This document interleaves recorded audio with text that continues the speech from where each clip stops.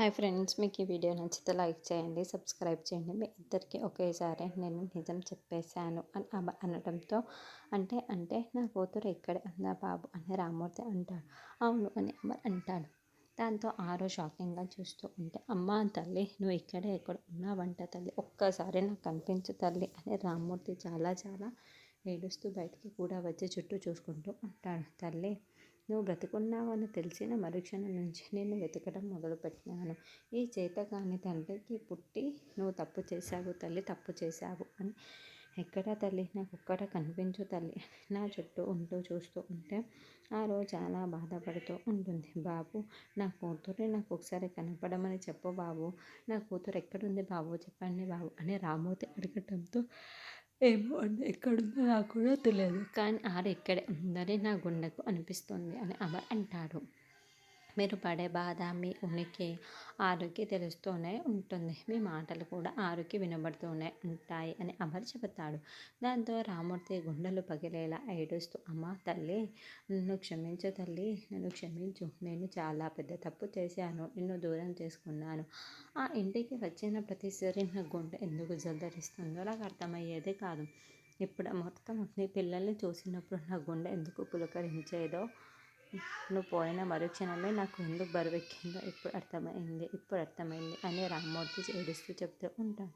అప్పుడే భాగి పరిగెత్తుకున్న అనాథ ఆశ్రమం దగ్గరికి వస్తుంది. అదేంటి కారు అనాథాశ్రమం బయట అంటే నాన్నని రాత్రి అనాథాశ్రమం దగ్గర తీసుకుని వెళ్ళాడు అని భాగి పరుగులు పెడుతూ ఉంటుంది.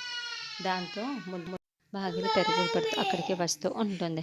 ముందుగా చూసేసిన గుప్తా గారు, బాలిక నీ సోదర వస్తుందిరా బాలిక, మనం వెళ్దాం అని చెప్పటంతో గుప్తా గారు అక్కడి నుండి వెళ్ళిపోతారు. ఏడుస్తున్న రామ్మూర్తి దగ్గరికి భాగ్య పరుగులు పెడుతూ వస్తూ ఉంటే, నాన్న ఏమైంది నాన్న, ఎందుకు ఇలా ఏడుస్తున్నారు, ఏమండి మీరైనా చెప్పండి, రాథోడ్ మీరైనా చెప్పండి, ఎందుకు నాన్న ఇలా ఏడుస్తున్నారు చెప్పండి అని బాధపడుతూ ఉంటుంది. అల్లుడి గారికి నిజం తెలుసు అనుకొని ఈరోజు చూడొచ్చు అని, నా కూతుర్ని చూడొచ్చని వస్తే ఈరోజు కూడా ఆ దేవుడు నన్ను కనికరించలేదు తల్లి, అక్కను చూసే అదృష్టం ఈరోజు కూడా నాకు రాలేదు తల్లి. అన్నది ఆశ్రమం వాళ్ళు నేను పడుతున్న బాధని చూడలేక నాకు అబద్ధం చెప్పారంట అని రామ్మూర్తి ఏడుస్తూ ఉంటాడు. అక్కడిని చూడలేకపోతున్నానని నా దుఃఖం ఆగట్లేదు తల్లి అని రామ్మూర్తి ఏడుస్తూ ఉంటే, అమ్మ దీనికి మీరు ఇలా ఢీలా పడిపోయి ఇలా ఏడుస్తే ఎలా నాన్న, ధైర్యంగా ఉండండి నాన్న, మా అందరికీ ధైర్యం చెప్పే మీరు ఇలా అవ్వకూడదని బాగా ఓదారుస్తూ ఉంటుంది. రండి నాన్న, ఏడవకండి నాన్న, ఇంటికి వెళ్దాం రండి అని బాగా అంటే, లేదు నేను ఇంటికి రాలేను, ఇంటికి వెళ్తాను అని రామ్మూర్తి అంటాడు. నాన్న మీరు చాలా బాధపడుతున్నారు, ఇంటికి రండి నాన్న అని బాగి అంటూ చెప్తూ తీసుకెళ్తుంది. బాగి వాళ్ళు వెళ్ళగానే వెనక దాక్కున్న గుప్తా గారు బయటికి వచ్చి ఏమీ మాట్లాడకుండా బాధగా వెళ్తూ ఉంటుంది. మనోహరి గోరా దగ్గర ఇప్పుడు అమ్మ చాలా సున్నిత మనసుడు, రామ్మూర్తి అడిగేస్తాడు, నిజం చెప్పిస్తాడు. నిజం తెలిసిన మరుక్షణం ఊరుకుంటాడా, మిస్సమ్మకి చెప్పేస్తాడు అని పరాయి వాళ్ళ పిల్లలు అనుకొని ఎన్ని రోజులు అంత ప్రేమగా చూసుకుంటుంది. ఇక సొంత అక్క పిల్లలని తెలిసిన మరుక్షణమే మిస్సమ్మ ఊరుకుంటుందా, ఎలాగో ఇచ్చేస్తుంది. కాబట్టి సొంత అక్క ప్రాణాలు నేనే తీసేశాను చెప్పేసి ఏమైనా చేయడానికి వెనకాడదు.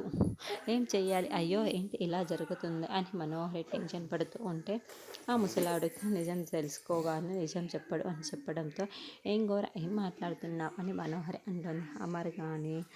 రామ్మూర్తి కానీ మనోహరికి నిజం చెప్పండి, నిజం చెప్తే తన మనసు ముక్కలైపోతుంది అని, అసలు అయిపోతుంది, మిస్సమ్మని కాపాడుకోవాలి అని అమర్ కానీ రామ్మూర్తి కానీ మిస్సమ్మకి నిజం చెప్పరు అని, ఇదే జరగబోయేది అని గోరా చెప్పడంతో, అవును కదా నేను ఇంకా ఆలోచించలేదేంటి, సూపర్ గోరా, భలే చెప్పావు గోరా, ముసలోడికి నిజం చెప్పినా ఏమీ చెయ్యలేడు, మహా అయితే అమర్ వాళ్ళతో కాశీకి వెళ్ళి అస్థికల్ని గంగలో కలిపేస్తాడు అంతే అని మనోహరి అంటే, గోరా కోపంగా చూస్తూ ఉంటాడు. అంటే వాళ్ళు గంగలో కలపాలి అనే ప్రయత్నం చేస్తారు, కానీ మనం కలిపేలా చెయ్యం కదా, మనం అది జరగనివ్వం కదా అని మనోహరి అంటుంది.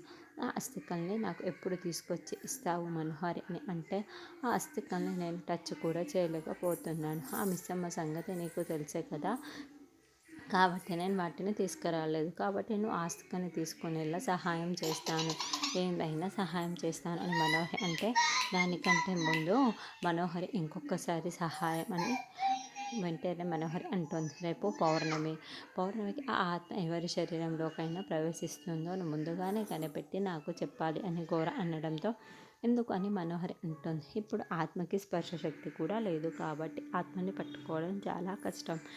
రేపు వేరొకరి శరీరంలోకి ప్రవేశించి ఏదైనా చేయక ముందే నేను ఆ ఆత్మని పట్టుకోవాలి. అందుకు ఎవరి శరీరంలోకి వెళ్ళిందో నువ్వు ముందుగానే కనిపెట్టి నాకు చెప్పాలి. అంతేకాదు నువ్వు రేపు చాలా జాగ్రత్తగా ఉండాలి.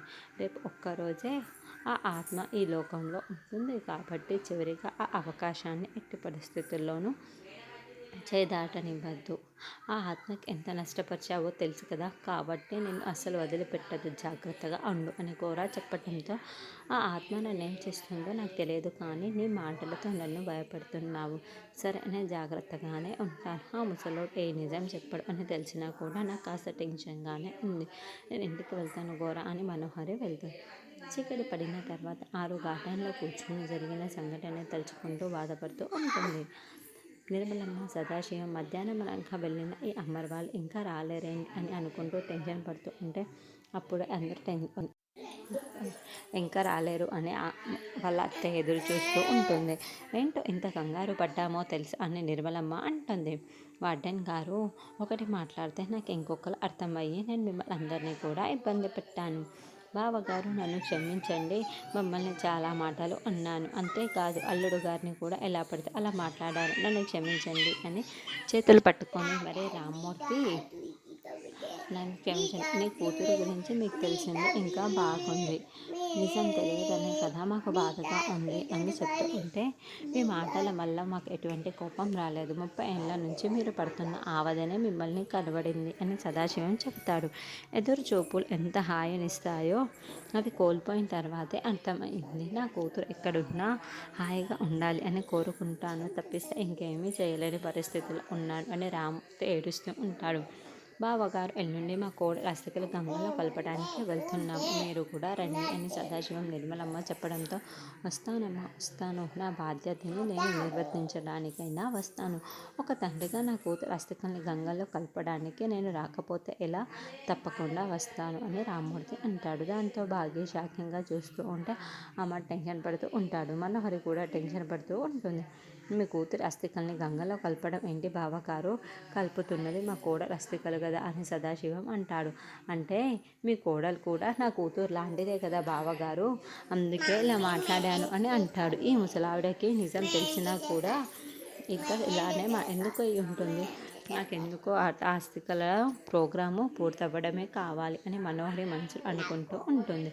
మిస్సమ్మ, నా భోజనం ఏర్పాట్లు చూడు అని అనడంతో, అలాగే భాగ్య అంటుంది. రండి సార్ రండి, నేను తీసుకువెళ్తాను అని రాత్రి రామ్మూర్తిని తీసుకొని వెళ్తూ ఉంటే అమర్ కూడా వెనకాల వెళ్తూ ఉంటాడు. అప్పుడే భాగ్య, నాన్న ఏమైంది నాన్న, ఆశ్రమం దగ్గర కూడా ఏదోలా మాట్లాడారు, ఇప్పుడు కూడా అదోలా ఉన్నారు, మీరులా లేరు, చెప్పండి నాన్న ఏమైంది మీకు అని భాగ్య అడుగుతూ ఉంటే రామ్మూర్తి నోటు మీద ఏమండి మీరైనా చెప్పండి ఏమైంది నాన్నకి, నువ్వైనా మాట్లాడు, మీరందరూ ఇలా మౌనంగా ఉంటే నాకు చాలా భయంగా ఉంది. ఎవరు ఏమీ మాట్లాడరా నాన్న, అక్క ఆచూకి ఏమైనా తెలిసిందా అని భాగ్య ప్రశ్నిస్తూ ఉంటుంది. దాంతో రామ్మూర్తి, తెలియలేదమ్మా, తెలుసుకునేలా చేయనంత దూరంలో వెళ్ళిపోయింది అనిపిస్తుంది అని రామ్మూర్తి అంటే, అదేంటి నాన్న అలా మాట్లాడుతున్నారు, అక్క గురించి తెలిస్తే అక్క ఎంత దూరంలో ఉన్నా కూడా వెళ్ళి కలవకుండా మాట్లాడకుండా ఎలా ఉంటాం అంటే, కొన్ని తలరాతలు అంతేనమ్మా, మనం అందుకోలేనంత దూరంలో ఉంటారు, మనం చేరుకోలేనంత దూరంలో ఉంది అని రామ్మూర్తి చెబుతూ